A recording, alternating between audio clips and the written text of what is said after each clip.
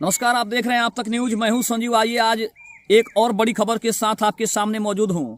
बता दें कि चिराग पासवान के केंद्रीय कैबिनेट में शामिल होने के बाद पहली बार पीएम नरेंद्र मोदी की तरफ से बड़ा तोहफा मिला। चिराग पासवान की सैलरी 24% तक बढ़ गई। आखिर अन्य सांसदों की सैलरी कितनी हुई? चिराग पासवान के ऊपर आखिर पीएम नरेंद्र मोदी की कृपा कैसे हो गई? पहली बार सैलरी मिलने के बाद चिराग पासवान की क्या प्रतिक्रिया है? आइए इन सभी तमाम मुद्दों पर बात करते हैं। आपको बता दें कि सांसदों की सैलरी 24% तक बढ़ाई गई। अब हर सांसद को 1,24,000 रुपये मिलेंगे और पूर्व सांसदों की पेंशन बढ़ाकर 31,000 की गई है। बता दें सरकार ने सांसदों की सैलरी में 24% तक का इजाफा कर दिया है। सोमवार को संसदीय कार्य मंत्रालय ने इसकी अधिसूचना जारी की है। इसके मुताबिक मौजूदा सांसदों को अब 1,24,000 रुपये प्रति माह मिलेंगे। पहले उन्हें 1,00,000 रुपये प्रति माह मिलते थे, यानी 24% की बढ़ोतरी की गई है, जिसका नतीजा ये है कि अब चिराग पासवान को भी 1,24,000 रुपये प्रति माह सैलरी के रूप में मिलेंगे। इसके अलावा अगर हम बात करें तो जो पहले के सांसद थे, जो पूर्व सांसद थे, उनकी भी पेंशन को बढ़ाकर अब 31,000 किया गया है। बता दें कि यह बढ़ोतरी कॉस्ट इन्फ्लेशन इंडेक्स यानी लागत मुद्रास्फीति सूचकांक के आधार पर की गई है। बढ़ी हुई सैलरी 1 अप्रैल 2023 से लागू होगी। यानी अगर देखा जाए तो चिराग पासवान के लिए एक सबसे बड़ा कहीं ना कहीं ये बड़ी खुशखबरी है। जो इसके पहले केंद्रीय कैबिनेट में भले ही शामिल नहीं हुए थे, लेकिन सांसदों की जो सैलरी थी इसके पहले वो सिर्फ 1,00,000 रुपए तक थी। लेकिन जब से चिराग पासवान ने केंद्रीय कैबिनेट में जगह बनाई है, पीएम नरेंद्र मोदी ने उनको अपने केंद्रीय कैबिनेट में जगह दी है, तब से चिराग पासवान के लिए बड़ी बड़ी खुशखबरियां आ रही है। 2024 के लोकसभा चुनाव में उन्होंने 5 लोकसभा की सीटें जीती, इसका भी फायदा उन्हें मिला। अब आने वाले आगामी विधानसभा चुनाव में भी चिराग पासवान की स्थिति कुछ ऐसी है जिसे बीजेपी इग्नोर नहीं कर पा रही है, और शायद यही कारण है कि चिराग पासवान को एक से एक बड़ी हुई खुशियां धीरे धीरे प्राप्त होने लगी है। इसके अलावा अगर बता दें तो इससे पहले मोदी सरकार ने 2018 में सांसदों के वेतन और भत्तों की हर 5 साल में समीक्षा का नियम बनाया था, और यह समीक्षा महंगाई दर पर आधारित होती है। इसके अलावा अगर बात करें तो डेली अलाउंस और पेंशन भी बढ़ाई गई है। डेली अलाउंस 2,000 रुपये से बढ़ाकर अब 2,500 रुपये कर दिया गया है। पूर्व सांसदों की पेंशन 25,000 रुपये से बढ़ाकर अब 31,000 रुपये प्रति माह कर दी गई है। यानी कि जिन सांसदों को पहले 25,000 रुपये प्रति माह पेंशन मिलता था, अब उनको 31,000 रुपये प्रति माह मिलेंगे। इसके अलावा बात करें तो 5 साल से ज्यादा समय तक सांसद रहे सदस्यों को हर साल के लिए मिलने वाली एक्स्ट्रा पेंशन भी 2,000 रुपये प्रति माह से बढ़ाकर 2,500 रुपये प्रति माह कर दी गई है। इसके अलावा अगर बात करें तो लोकसभा राज्यसभा में सांसदों की जो संख्या है वो कुल सदस्य हैं 543, जिसमें निर्वाचित सदस्य 543 जिसे जनता द्वारा चुने जाते हैं। कार्यकाल उनका होता है 5 साल का। अगर राज्यसभा की बात करें तो निर्वाचित सदस्य, नामित सदस्य और कुछ रिक्त स्थान भी होते हैं। इसके अलावा अगर बात करें तो राज्यसभा में कुल सदस्य की संख्या 250, वर्तमान में 245। अगर अधिसूचना के मुताबिक बात करें तो कहां कितना बदलाव हुआ, इसके बारे में भी जानने की कोशिश करते हैं। बता दें कि एक सांसद को निर्वाचन क्षेत्र भत्ता के रूप में 87,000 रुपये प्रति माह मिलेंगे, जबकि पहले यह 70,000 रुपये था।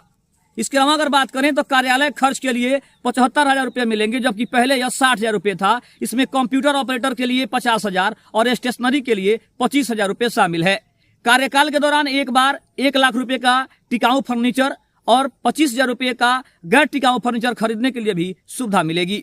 2018 में बढ़ाया गया था सांसदों का वेतन। इसके पहले 2018 में सांसदों का वेतन बढ़ाया गया था। तब 2018 में तत्कालीन वित्त मंत्री अरुण जेटली ने सांसदों का वेतन 50,000 रुपये से बढ़ाकर 1,00,000 रुपये कर दिया गया था। यानी देखा जाए तो 50% तक की बढ़ोतरी की गई थी, जब 50,000 से 1,00,000 रुपये सैलरी की गई थी।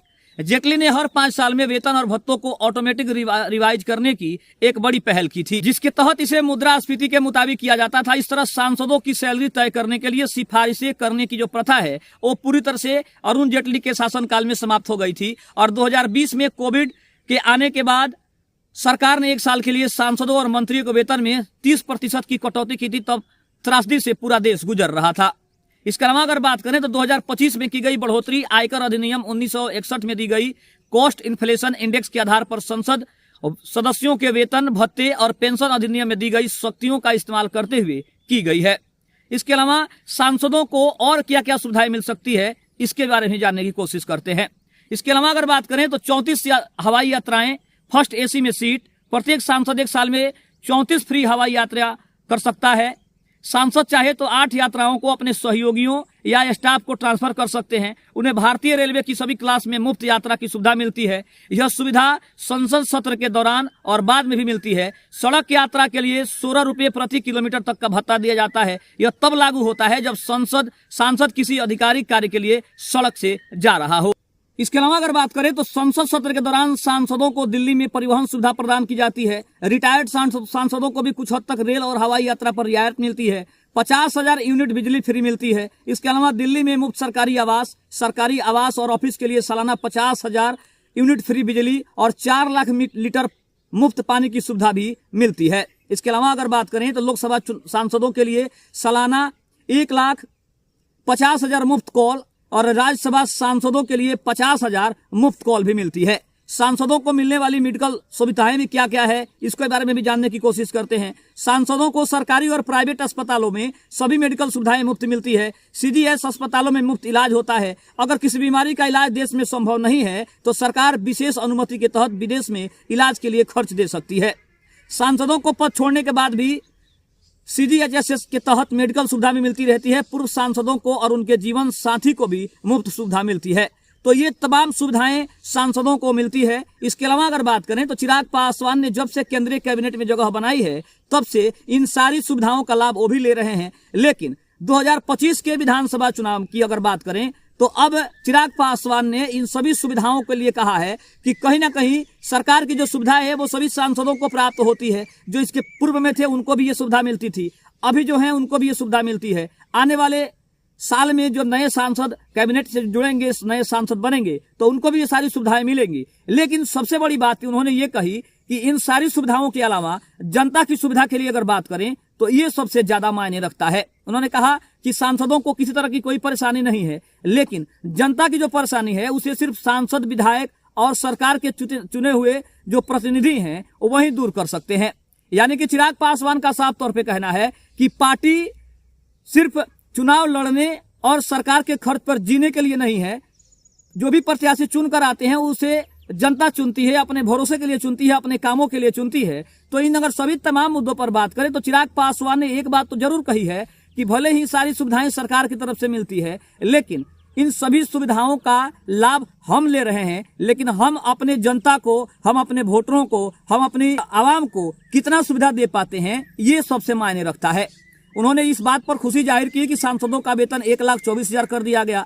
इसके अलावा उन्होंने इन जो तमाम सुविधाएं है उसके ऊपर भी बात की, लेकिन उनका साफ तौर पे कहना था कि सरकार को, जनता को ये तय करना है कि वो किसको सांसद में बुलाए, किसको विधानसभा में बैठाए, किसको मुख्यमंत्री बनाए, किसको प्रधानमंत्री बनाए, ये जनता तय करेगी। लेकिन सरकार के चुने हुए प्रतिनिधि, जनता द्वारा चुने हुए प्रतिनिधि ये तय करें कि उन्होंने जनता को कितना सुविधा दिया, उन्होंने जनता के लिए क्या किया है। तो इन तमाम मुद्दों पर चिराग पासवान ने अपनी बात रखी है।